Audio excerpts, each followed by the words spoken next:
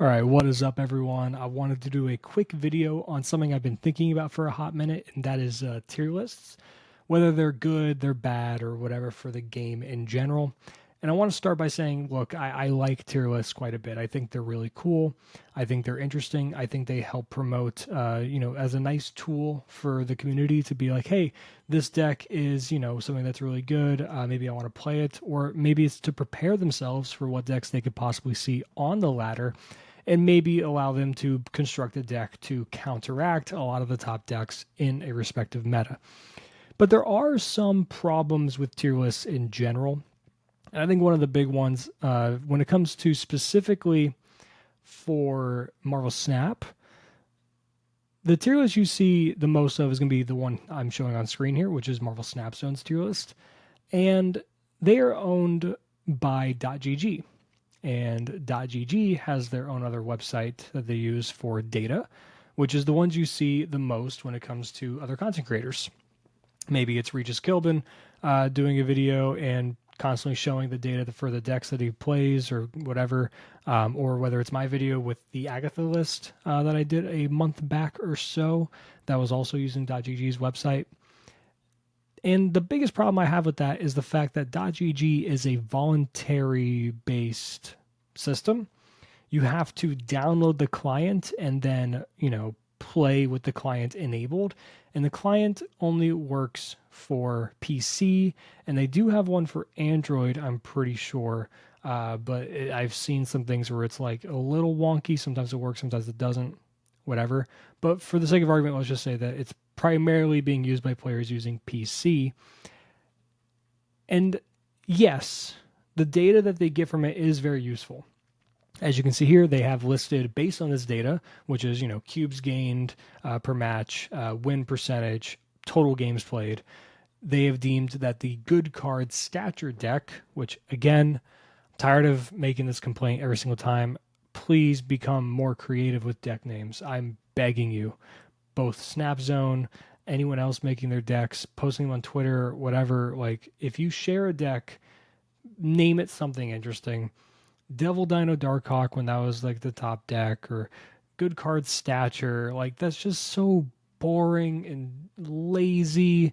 And why is it built around the stature thing? You could argue, like, look, yes, I see there is a stature package. It's Black Bolt and stature. But why is it a stature deck when there's two cards built around the namesake card, being herself and Black Bolt? Whereas Darkhawk has Darkhawk, Rockslide, Zabu, and Korg at the very least. You could count Shang-Chi and Enchantress for being other, 4-drops. I don't know. It's just dumb. It's a nitpick. It's really annoying. Strange choice for a deck name in general, but it's just very uncreative. But anyway, decks, when they're on a tier list, naturally will see, more play.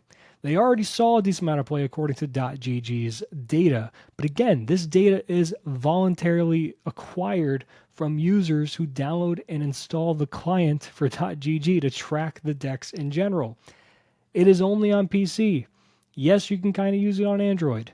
But for the most part, the vast majority of people who play Marvel Snap are going to be on the phone, on mobile. And you know what else? The vast majority of users in general have iPhones.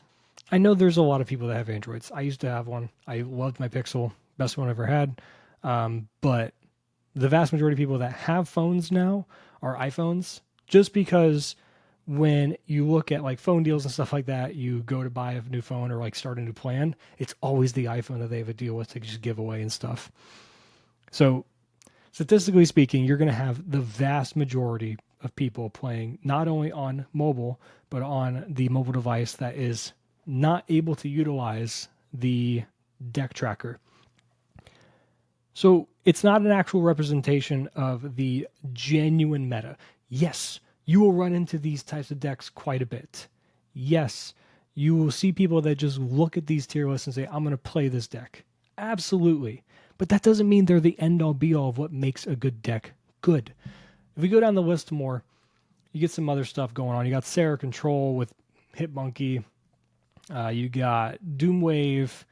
You got another variation of Doom Wave. You got Sarah Surfer, Death Wave, Discard Dracula, like all these decks, right? And then there's, of course, Devil Dinosaur Darkhawk, my favorite name of all. Lockjaw Thor, which, okay, here's another thing. Lockjaw Thor is a perfect example of the way these tier lists are just weird. According to .gg, Lockjaw has a pretty okay, cube rate, right?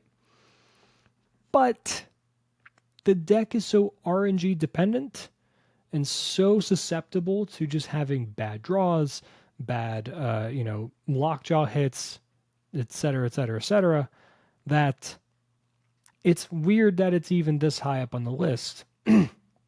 And it makes me wonder, like, if you look at all the decks played or all the games played with Lockjaw Thor, where they get this data, I wonder what the other 70% of Lockjaw players who are not using the client to show and share their game and win data of this deck. I wonder what the actual data is for all of Marvel Snap. I guarantee you it would not be high enough to even justify having this on the list, let alone in tier 2. It's looking at things through rose tinted glasses, or however you want to say.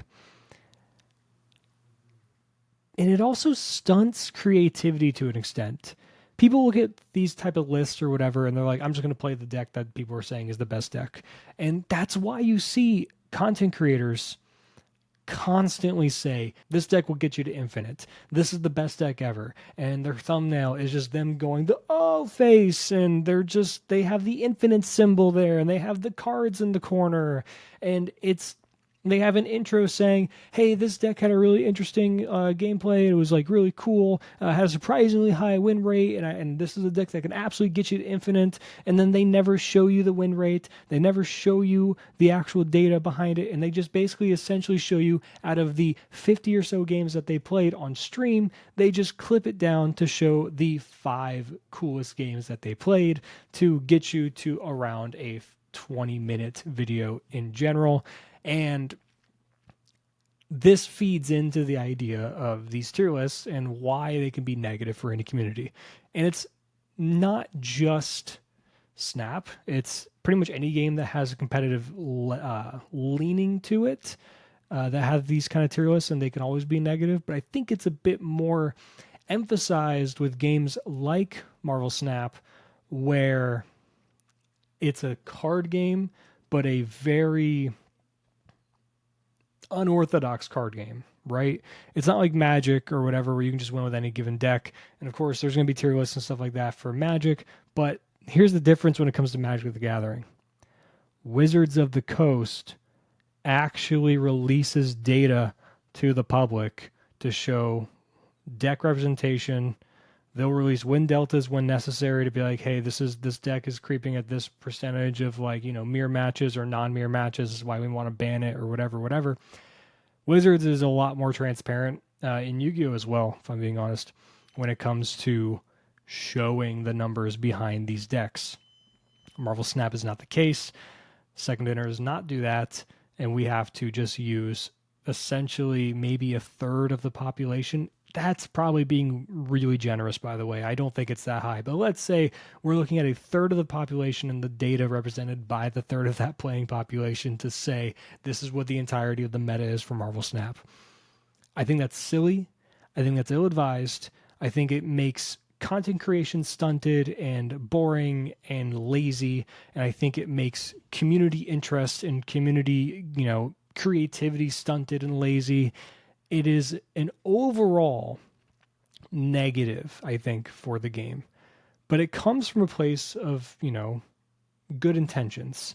Like I said, it's meant to be a nice resource. It's meant to be a nice way to, look at the meta and say, do I want to join them and play whatever the top deck is listed as, or do I want to try to build a deck to combat these types of decks we're seeing? It's just, I know this is a little bit more rambly than I wanted it to be, but it's just a little annoying, and I know it's what gets clicks, and I know it's what drives in the bigger numbers and stuff, but I think it's just such a negative thing overall. I want it to be a good thing. I want tier lists to be a great thing. And I look at them and I like them. I look at them like every, 3 weeks, I think. Um, it doesn't seem worth it to, look at them nonstop. If you have a deck that you like, if you have a deck that you put together yourself and you hit infinite with it, that's amazing. That's great.